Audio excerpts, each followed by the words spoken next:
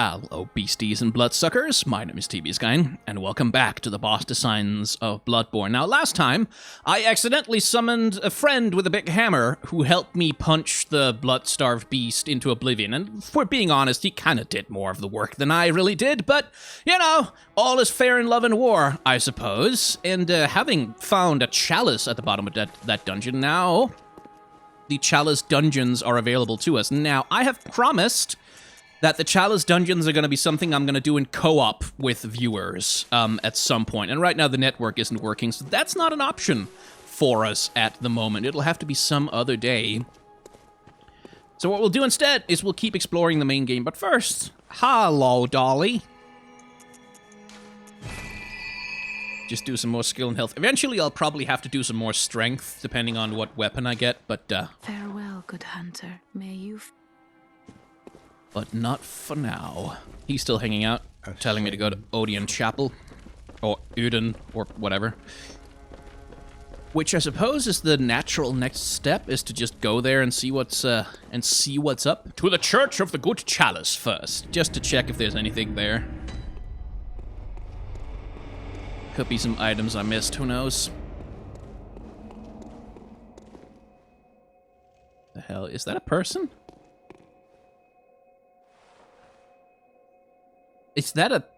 That's their nose. The hell are they doing? What a weird statue. Because it doesn't even look like they're prostrating themselves before God or anything. Yeah, we seem to have cleared it up pretty good. Right. Odeon, then. Beast Roar. Borrow the strength of the terrible undead dark beasts, if only for a moment. Huh.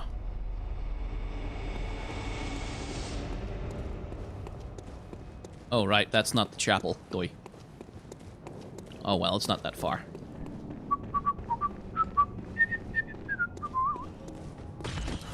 Okay, here comes the big boy.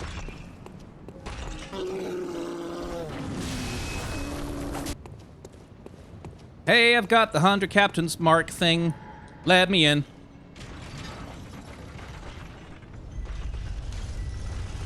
Hey. Oh, more large dudes. And wheelchairs. And flamethrowers! Okay! That's a thing. I would deeply appreciate if you'd stop doing that.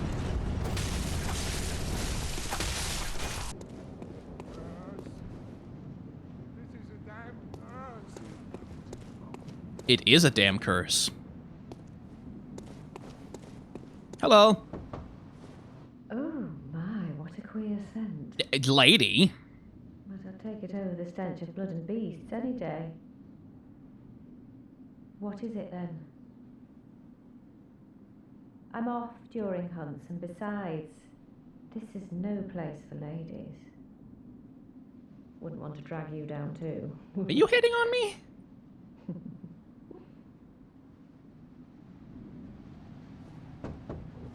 Oh, thank goodness. You're a hunter, aren't you, dear? Might you know of a safe place? The night is long and I've very little of the incense left. Please, there must be some nice place to run off to. A chapel? Oh, thank God, I you. hope I'm right. Perhaps I'll see you there. Really hope that's where people get to, I don't know, at least not be horribly murdered when they go.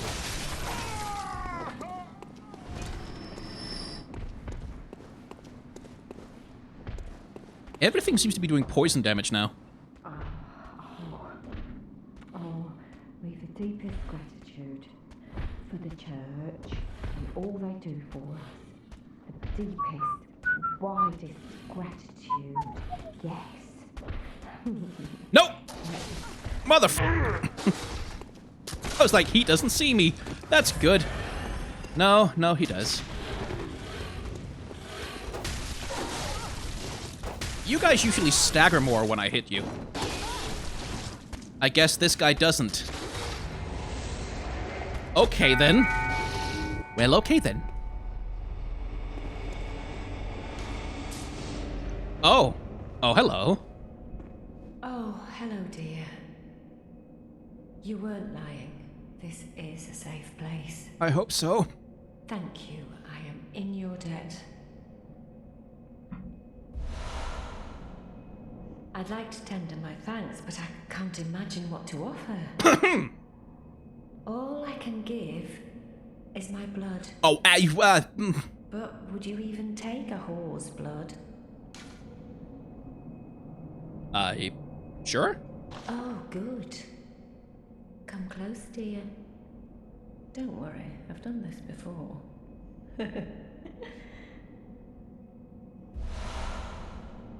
Blood of Ariana.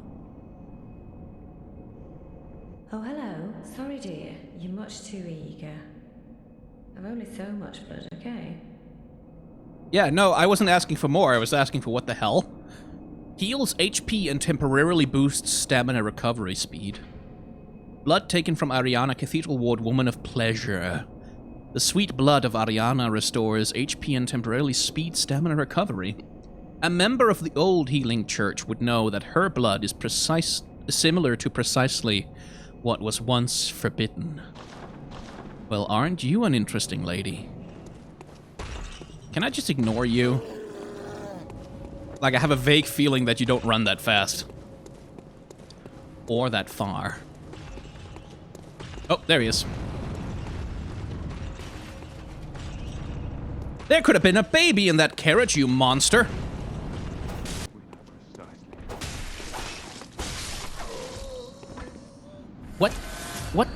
What's poisoning me here?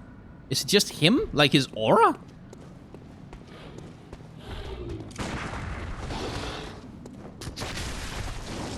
Okay, I can't see a damn thing through the smog.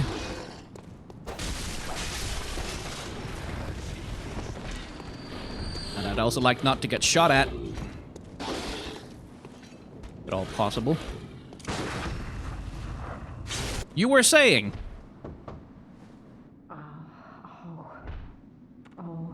We've the deepest gratitude for the church and all they do for us. The deepest, widest gratitude. Yes. Yes.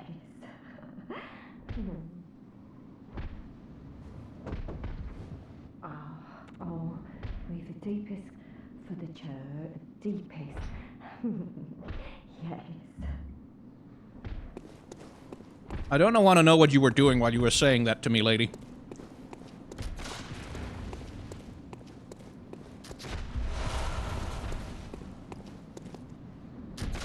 Oh, god damn it. Okay. Well, you can't hit me here. Praise you. Praise the old damn church.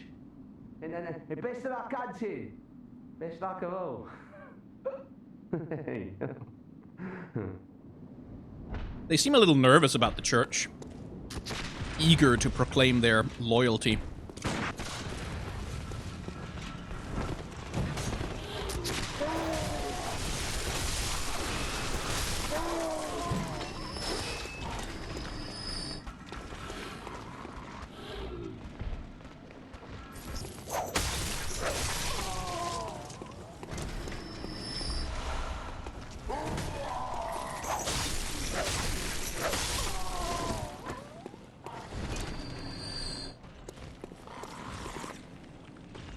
Heck is that?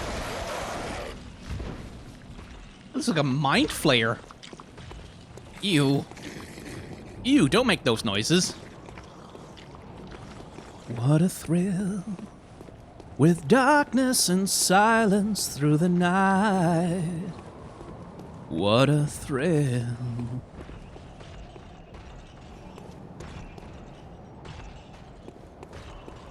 Where does this go? A watchman of Byrgenwerth guards the gate with a password. The sacred adage of the Grand Cathedral. That might be useful information, I guess. Woo! Dogs.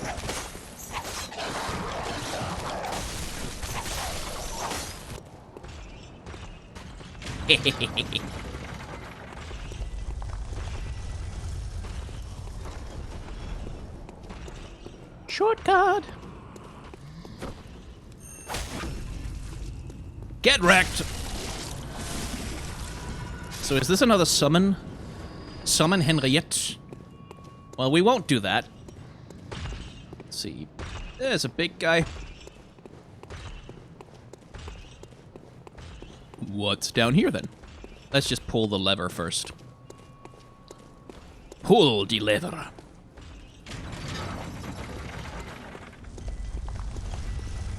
Hey! Even better shortcut. Hello. Oh, he sees me. He definitely sees me. This is not an ideal place to fight you.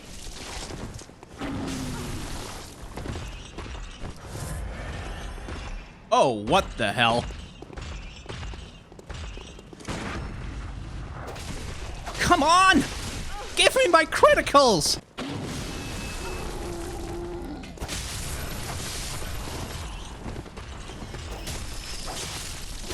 Jeez. Nice big explosion when he dies, though. Item. Trap. Not a trap. Numbing mist. And then I can jump down here? Where would that let me go?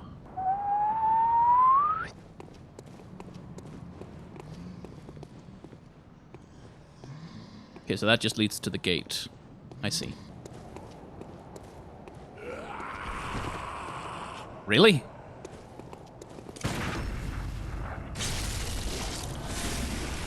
Oh! First enemy I've encountered that doesn't die from a single crit. Ow! What the hell? What did I just get hit with?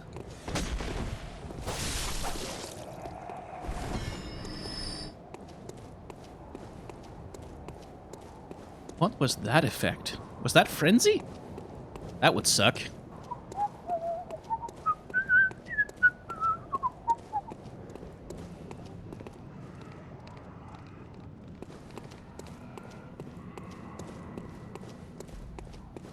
Okay, that's clearly an enemy. Probably. Something about that didn't feel right. It's just it's like I don't think it's a boss, but it kind of like big round open square. It kind of seemed boss arena-ish. But then I feel like a cutscene or a portal or something that like a fog door could go up over. An exquisite eyeball removed quickly after death, or perhaps even before. Oh dear. Used to unlock the seal of the old labyrinth hintertombs.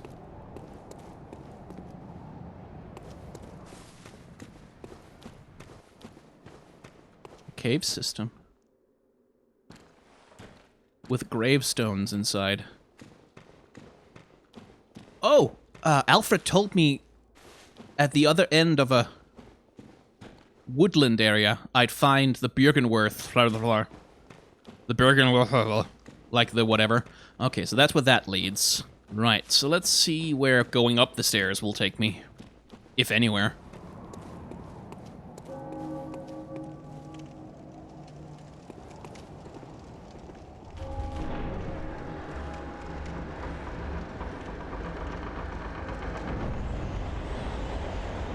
Ooh, no, that's no. If there's a boss fight here, it's up there. I swear to God.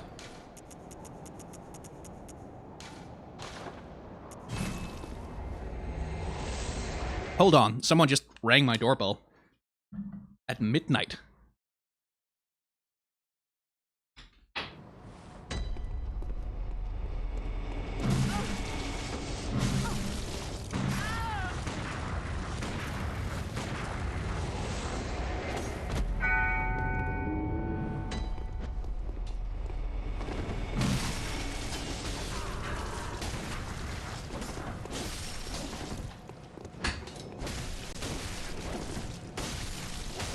Turns out my flatmate ordered pizza. What the hell?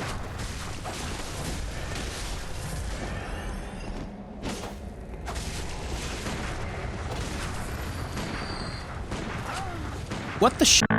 What the f just happened?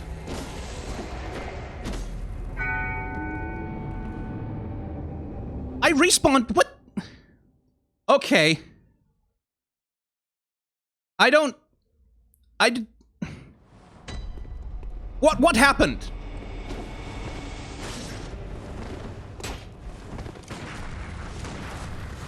Who is this guy? What the f is happening right now? Okay. Would someone in chat please explain to me what the f just happened? So, according to chat, this guy is an NPC whom Eileen the Crow, that's the Ahunter must hunt lady, is hunting. His quest apparently activated at some point or another while I was running around in the church parts of town, and because I had spawned from the Hunter's Dream into Gascoigne's area, I spawned right in the middle of the trigger for his and Eileen's fight.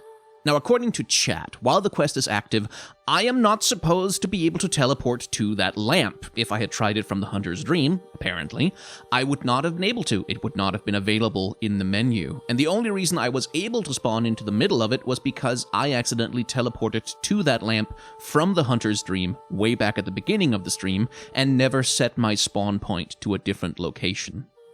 As you may have noticed, he killed Eileen while I was confusedly running around trying to figure out what the hell was going on, which seals off her entire questline for the rest of the playthrough permanently.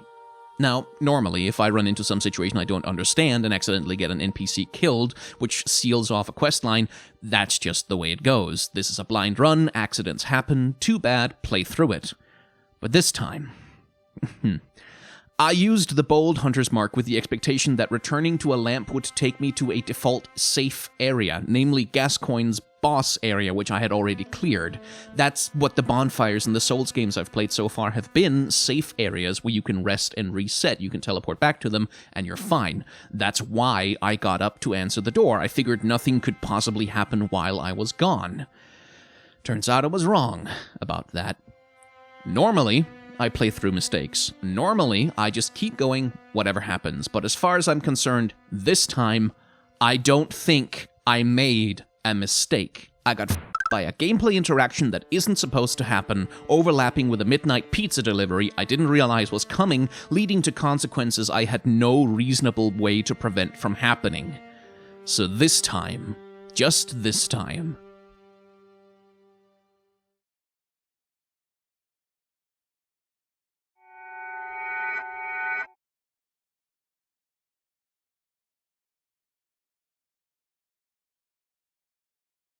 okay, let's go get the old lady to start with. Let's try and recreate as much of what we did as we can. Starting the whole thing all over isn't all bad, of course. I get to fight the blood-starved beast one-on-one, as you saw in the last episode, but perhaps even better, I get to try out the game's summoning system for just a little bit of blessed catharsis.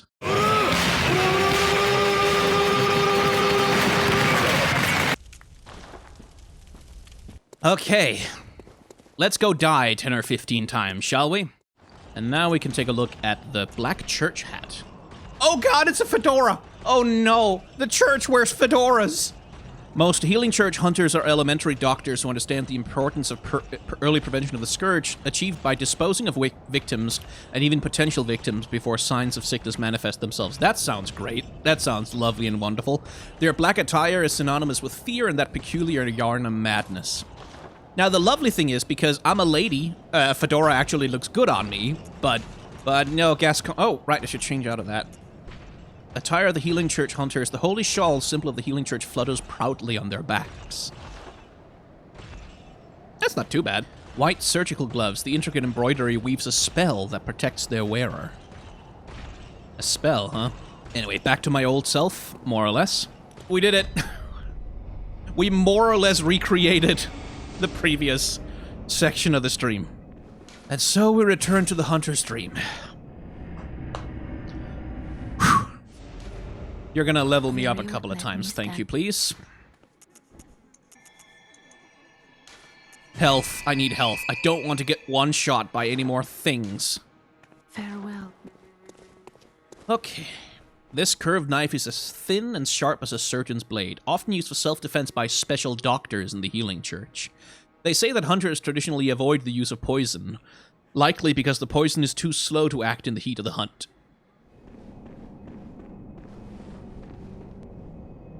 That's new.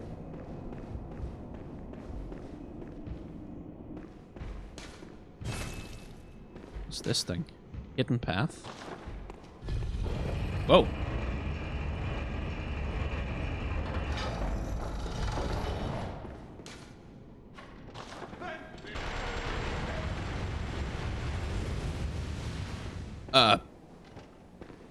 Did you just do that?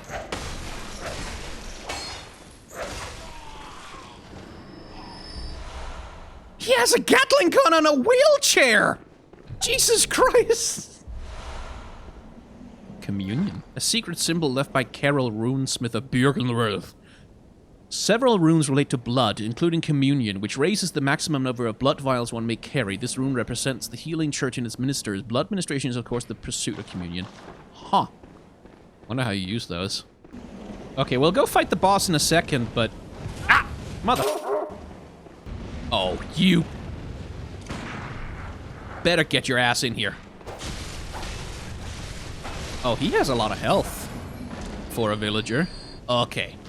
Hang on. And Orlando feels... Oh, Healing Church Workshop. We were told to find this place. Ha ha ha! I should have known. You! I'm dead. Yeah. God, that gun does a lot of damage.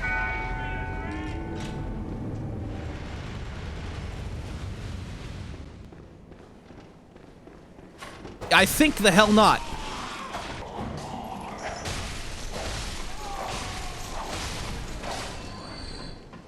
Where the hell are my echoes?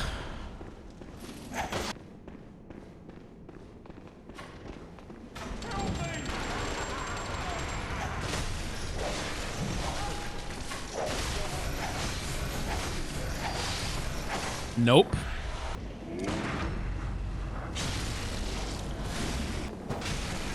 Oh, you!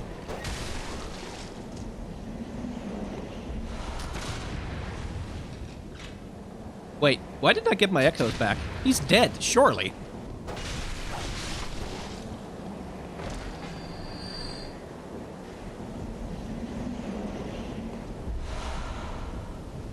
Are my echoes just gone? Oh, that's some bullshit. Maybe the guy despawned or something. Like he fell away, but he didn't hit a death plane? I don't know.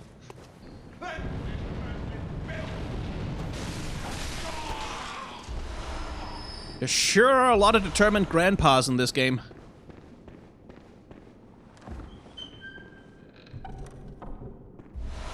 A Radiant Sword Hunter badge. More items.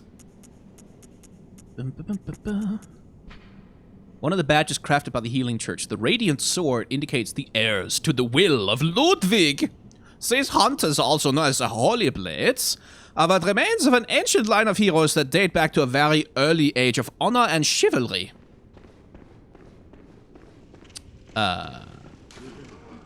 Okay.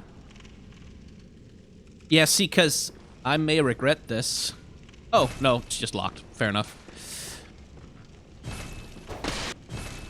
Yeah, can't do anything about that. Okay, well. Guess we go back to the chapel.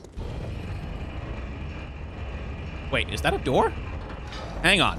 Wait a minute. Wait a minute. Wait a minute.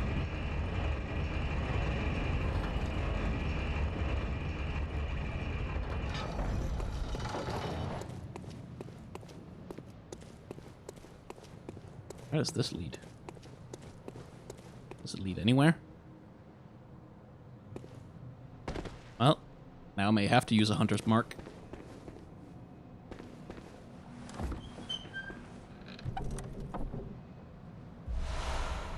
Formless Odie. Is that another one of those root? Yeah, I got a trophy for that, apparently. A secret symbol left by Carol, runesmith of Bergenworth. The Great One Odin, lacking form, exists only in voice, and is symbolized by this rune. Those who memorize it enjoy a larger supply of quicksilver bullets. Human or no, the oozing blood is a medium of the highest grade, and the essence of the formless Great One, Odin. Both Odin and his inadvertent worshipper surreptitiously seek the precious blood. Messenger Urn Festival. Accessory adored by naive messengers. The messengers wear the urns filled with incense that wards off beasts on their heads upside down, suggesting a predilection to the dark. The inhabitants of the stump appear to have an interest in adornment. Why not let them be happy and revel as babes? Cool. Time to fall down. If this kills me, I'll be pissed. Hello! Anything new? Nothing. Well, yeah, fire paper. Nice, good. I'll need that. And bloodstone shards. Excellent. Not, I can't use them for... Ooh, hello. A trick weapon typically used by healing church hunters. It is said that the silver sword was employed by Ludwig, the first hunter of the church. When transformed, it combines with its sheath to form a greatsword. The healing church workshop began with Ludwig and departed from old German's techniques to provide hunters with the means to hunt more terrifying beasts. And perhaps things still worse. Well, it's not a dexterity weapon, but tempting. Ah, Ludwig's rifle, yeah. A rifle typically used by healing church hunters. It is said that this rifle was employed by Ludwig, the first hunter of the church. Its long, heavy barrel makes up for in range for what it lacks in reload speed. The healing church workshop began with Ludwig and departed from old German style, blah blah. A tire of tomb prospectors who explore the old labyrinth on behalf of the healing church.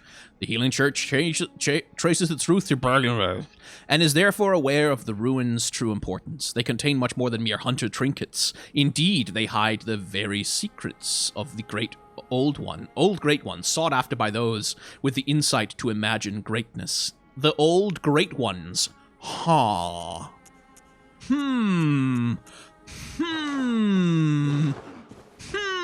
Old Great Ones, you say? Hello. Give accessories to messengers and they will obediently adorn them. There you go.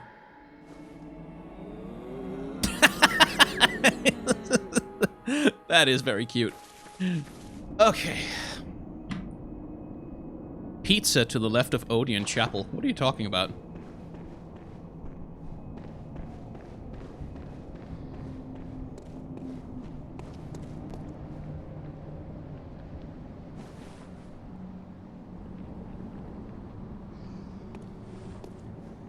Oh, hello there. Perfect timing. I must warn you not to go near the tomb below Erden Chapel in the cathedral ward. Oh, really? Henrik, an old hunter, has gone mad. And he's my mark. Don't go near the tomb below Erden Chapel in the cathedral ward. I have business there first.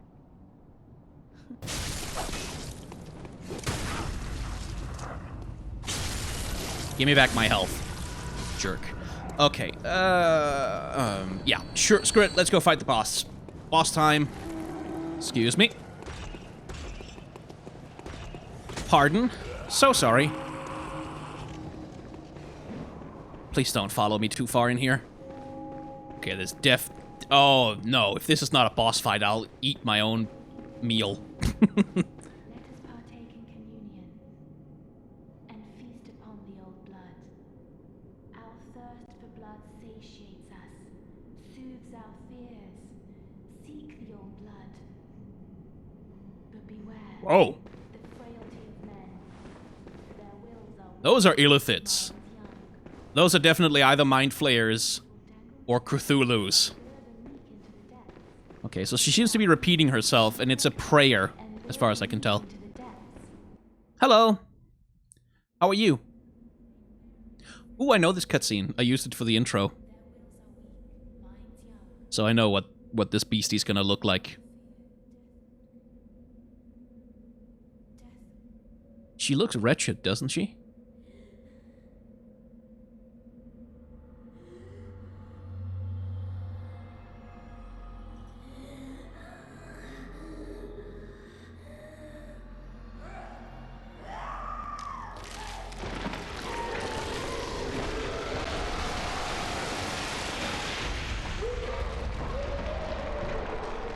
It doesn't sound to me like she's having a good time. I wonder what that medallion... That's not a medallion, that's a locket.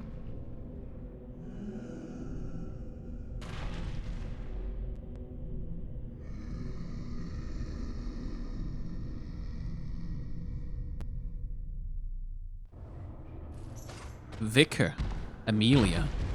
So that's your name. Okay, then.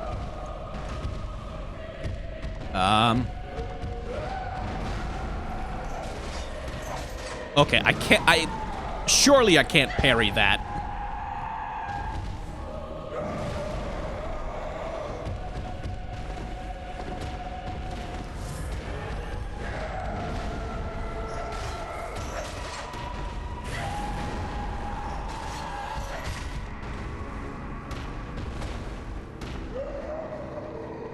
Whoa! Don't do that, that's rude.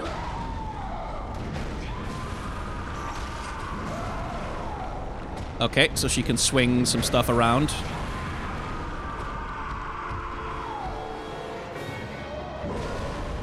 Is that a... Was that magic effects around her, or did I just see things?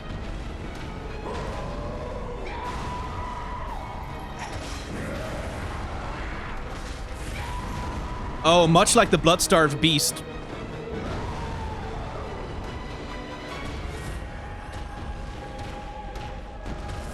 Much like that. The hair around her body when you get too close, it obscures her.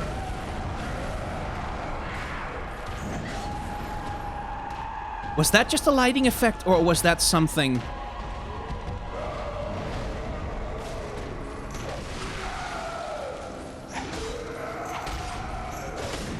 Okay. One more? No?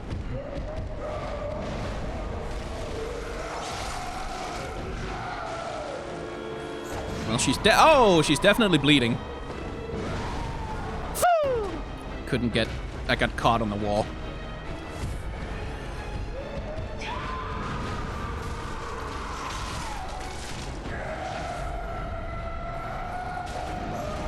Boy, you sure do have a lot of health, lady.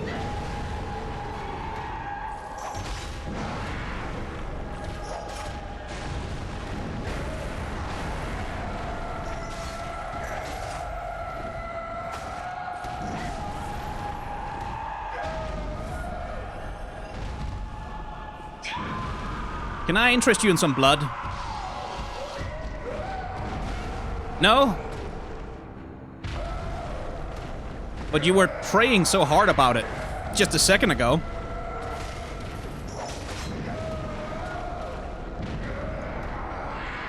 Okay. No, didn't mean to do that. Yeah. Okay. Okay, I think...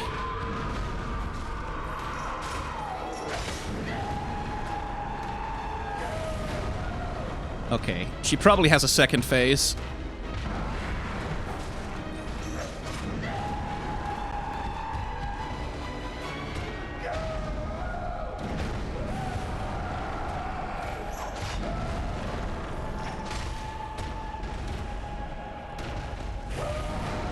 Okay, let's see if fire does anything.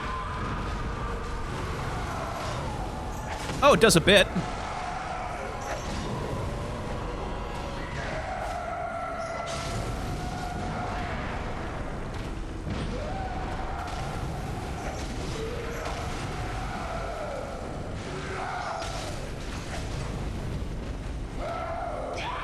Don't do that. Ah, I didn't mean to dodge forwards.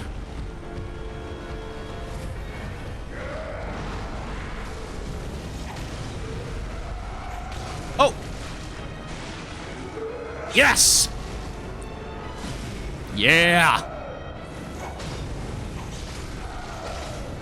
Suck on that for $1, won't ya? What are those roars? Oh, okay.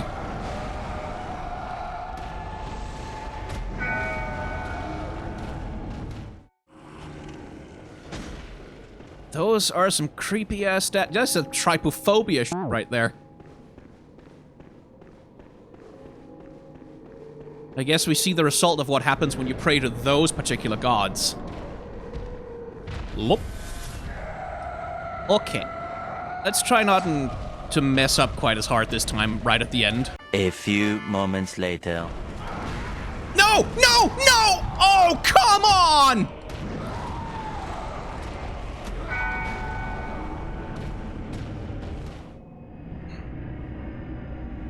She can heal. She actually does. I could never catch the effect on her health bar when she does the scream. I could never catch the effect on her health bar, but when she did that thing with the goddamn... Yeah, I saw it that time.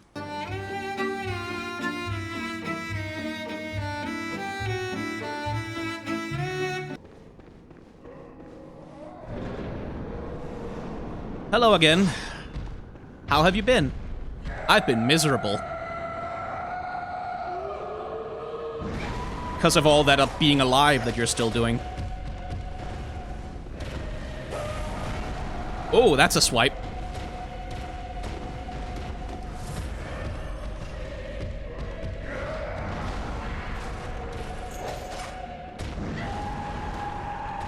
Yeah!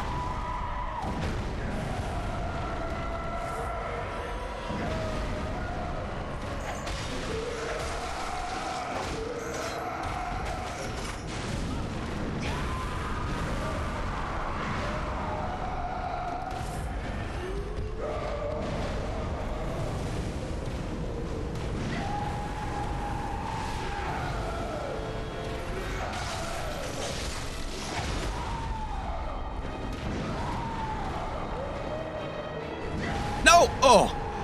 Whew. That was a little close. So that's her healing, huh? Okay, Molotovs do nothing. We have evolved past the need for Molotovs.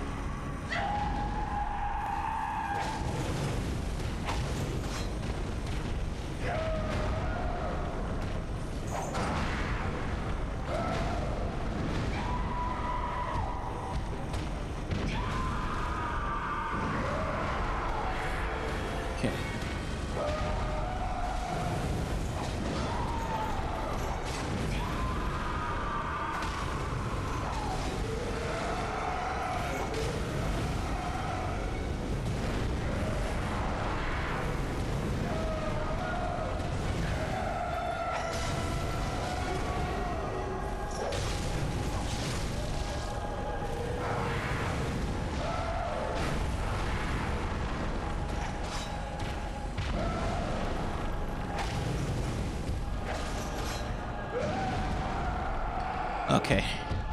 Don't heal. What did I just say?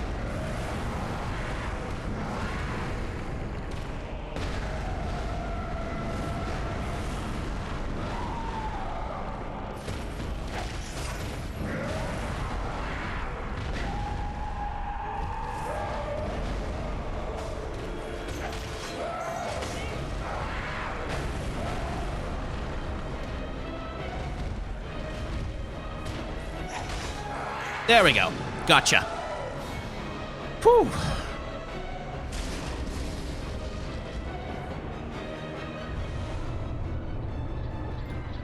Gold pendant, huh? Pendant of Vicar Amelia. Used to change into a blood gem which fortifies weapons. This pendant, passed down among the Vicars who head to the healing church, is a reminder of the cautionary adage. To reveal the adage, touch the altar skull. Oh. Oh, hello. You look special.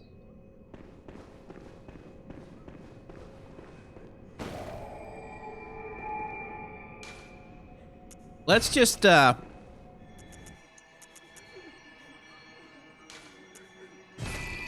of level ups. Farewell, good hunt. Is Gammon here? Nope. Doesn't seem to be. With that out of the way. So that skull right there.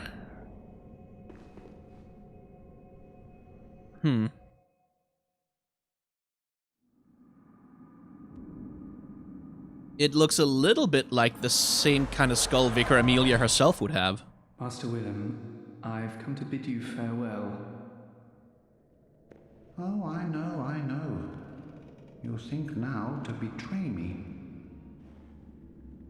No, but you will never listen. I tell you, I will not forget our adage. We are born of the blood, made men by the blood, undone by the blood. Our eyes are yet to open. Fear the old blood. Our eyes are yet to open, are they? I must take my leave.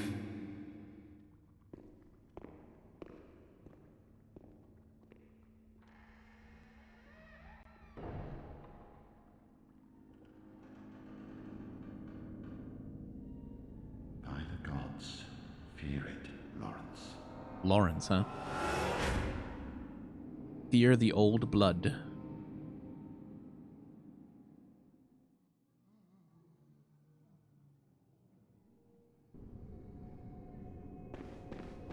Born of blood, made men by blood, undone by the blood, huh? And a little bit of talk of eyes as well. Well, isn't that fascinating? So I'm pretty sure that in learning that adage, that's gonna serve as a key to unlock a thing. Somewhere. Oh, hello. What's this? Eye of a blood-drunk hunter beckons hunters to the hunter's nightmare. A deformed creature will whisk you away outside Odeon Chapel. The eye of a blood-drunk hunter, its pupil collapsed and turned to mush, indicating the onset of the scourge of beasts. A hunter who goes drunk with blood is said to be taken by the nightmare, destined to wander forever, engaged in an endless hunt. It is a fate that no hunter can escape. Interesting. Well, that's gonna be for later, though. So, that was the ill-fated Vicar Amelia, or perhaps someone who had exactly the fate that she always wanted for herself. It's tough to say. Either way, not really my problem, nor my concern. That is all for Future Skyne to decipher and figure out, because all I'm gonna do now is I'm gonna spend some blood echoes, and we're gonna hit some more things with a stick for a while. So take it away, Future Skyne.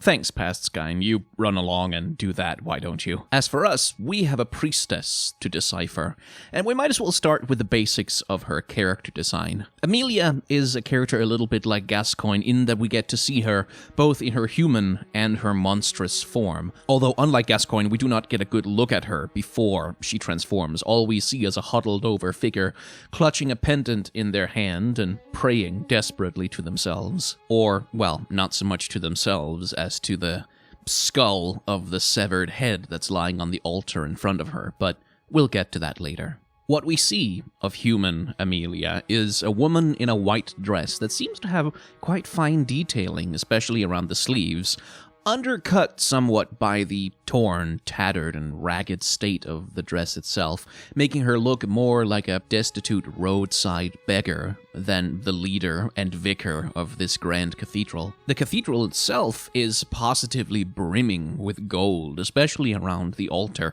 The architecture is grand, beset with Greek columns and classical opulence, and the stairways with which we ascend to the cathedral itself are flanked on either side by enormous bronze sculptures of well, admittedly of some kind of horrifying elder creature, but they look like they would have been quite expensive to make. Now, the oldest criticism in the world of the Catholic Church in particular is that it is a religion started by a man who could not possibly have been any more clear that rich people do not get to enter the kingdom of heaven, and yet one of the primary identifying features of Catholic architecture in its strongholds in Europe especially is opulence. Gold, wealth sumptuously on display. Now, besides the obvious corruption that mind-boggling wealth always brings on in human beings, that opulence, at least purportedly, does serve a purpose to the faith.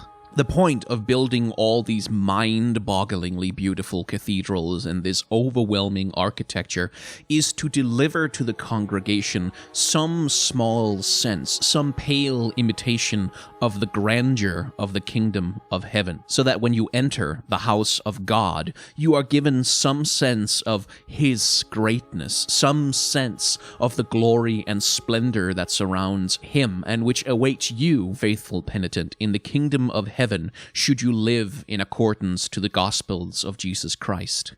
For most of human history, remember, most people could not read or write, and certainly most people could not speak Latin, which is the language in which the masses were always conducted. And so, for the faithful to have access to some idea of heaven, given that they could not get it through the word alone, the Catholic Church became, for centuries and centuries, the greatest patron of the arts that Europe has ever known. And besides the obvious worldly corruption that always comes with mind-boggling wealth, the point of all this art was to make visible to the faithful and tangible the grandeur and splendor of God's kingdom, the stories of the martyrs, and the history at the foundation of the faith itself.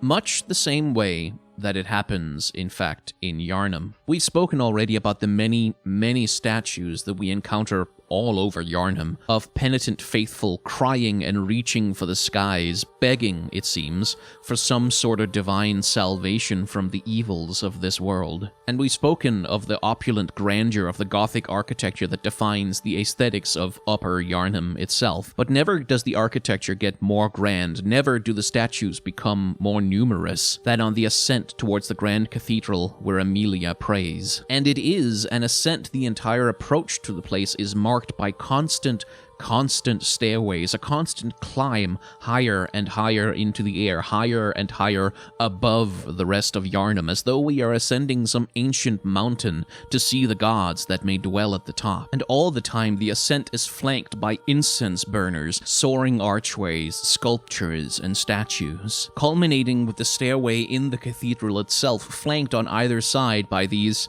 terrifying mind flayers, all of it leading us to this grand hall containing this magnificent altar inlaid with gold, flanked by bronze archways, and positively stuffed with fine sculpture work. And in front of that grand altar, at the very pinnacle of all this religious finery and opulence, what preacher should we find but a single ragged wretch, alone, and praying less in ecstatic exaltation of a divine power that will save them, and more like a prostrated beggar, crying out for the merest smidgen of compassion from someone or something that clearly hasn't been listening much.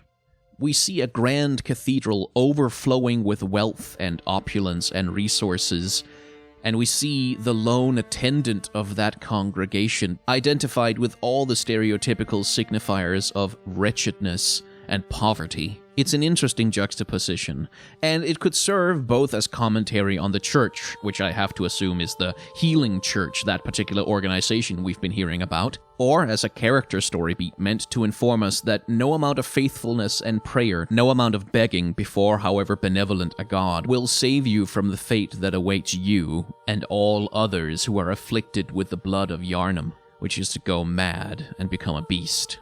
Speaking of which, Vicar Amelia's monstrous form. Her eyes here are covered because, well, of course they are. It's been a bit of a running theme in the game so far. I'm still curious to find out exactly what the significance of sight is going to be to this story. Her physiology is somewhat similar to the cleric beast in that she seems to have the same kinds of legs and the same long, clawed hands, but her neck is much longer, her face is much more like a wolf, and while she too has antlers, they are a lot smaller and a lot more branch-like than those on the cleric beast. She's also bright white for most of her coloration, where the cleric beast, of course, was mostly black and grey, and where the cleric beast has almost completely lost all signs of its presumed former humanity, Vicar Amelia still retains many of the pieces of clothing that she had in her human form, most notably the bandages on her arms, stained with blood, as though she has recently received some kind of blood ministration.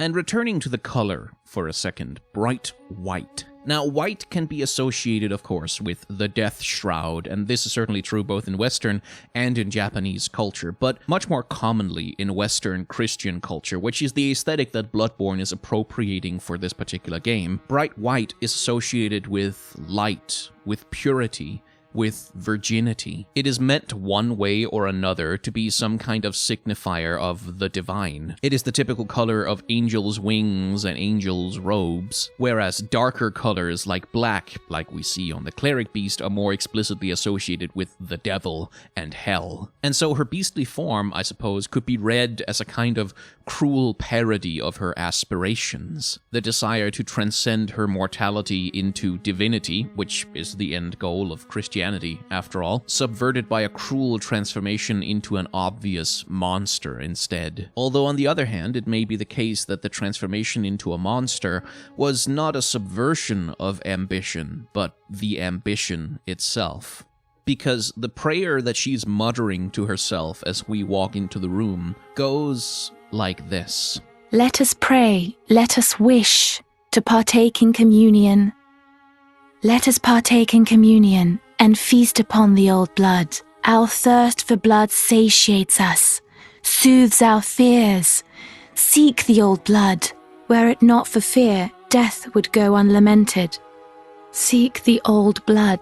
Amelia, it seems, desires to partake in communion with the old blood. And from what I have learned so far, ingesting a whole bunch of old blood is not, I think, a great way to avoid becoming a beast. And in fact, as we pick up her golden medallion, the item description tells us this, that this pendant was passed down among the vicars who head the healing church, and it is a reminder of the cautionary adage. And to reveal that adage, it says, we must touch the altar skull. Once we do, we are shown a flashback of two people who I imagine must be important to the church, Master Willem and his apprentice, I think, Lawrence. And it is Master Willem who repeats the adage to us. We are born of the blood, made men by the blood, undone by the blood. Our eyes are yet to open. Fear the old blood. And boy howdy, that's about as opposite as it is possible to be from the thing that Vicar Amelia was praying for. Which begs the question how the apparent head of the healing church can be on her hands and knees in front of an altar, clutching a golden symbol in her very own hands that is meant to remind her to fear the same old blood with which she is now begging for communion. There has been a perversion, clearly, of the tenets of the healing church, which may go some way towards explaining why she's praying to the severed head of a monster. Speaking of which, by the way, one thing to notice about the statue on the very top of the altar that Amelia is praying to is that it has quite literally lost its head, which, as visual metaphors go, is not exactly a subtle way to indicate that perhaps the healing church has lost somewhat sight of its previous ideals. Or, you know, that it has gone completely f***ing insane. So to summarize, Vicar Amelia is the head of a massively wealthy church who looks like a ragged beggar, alone in a cathedral built for the masses, praying against the foundations of her own faith, who is dressed in the colors of purity but transforms into a monstrous mockery of it, while lovingly clutching a holy symbol meant to remind her specifically not to do that. She's a contradiction built on a contradiction built on a contradiction, a physical embodiment of absurdity, or an avatar for the church's own corruption. Hey, thank you very much for watching another episode of the Boss Designs of Dark Souls 2.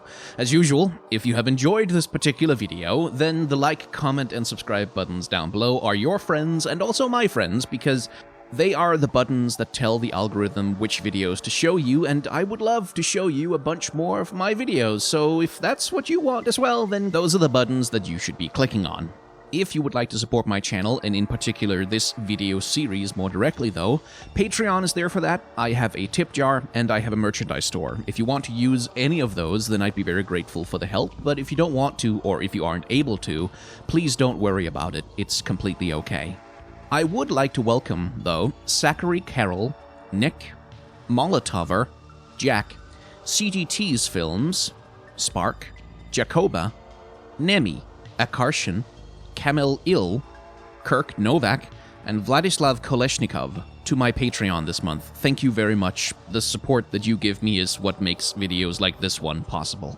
And if you have content online that you enjoy, then I would like to encourage you to, generally speaking, support it directly with anything you can, whenever you can. Especially if it's niche or someone with a smaller channel, a single dollar donation can quite literally mean the same as thousands of views on a video. Anyway, last bit of self-promotion.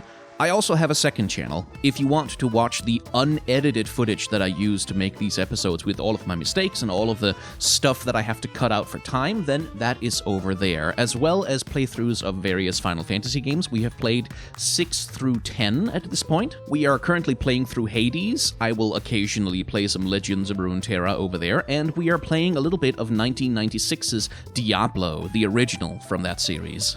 Anyway, that's quite enough self-promotion from me. Thank you very much for watching. Please remember to wash your hands and wear a mask, and try to act in solidarity with those people who are working hard right now to make the world a better place.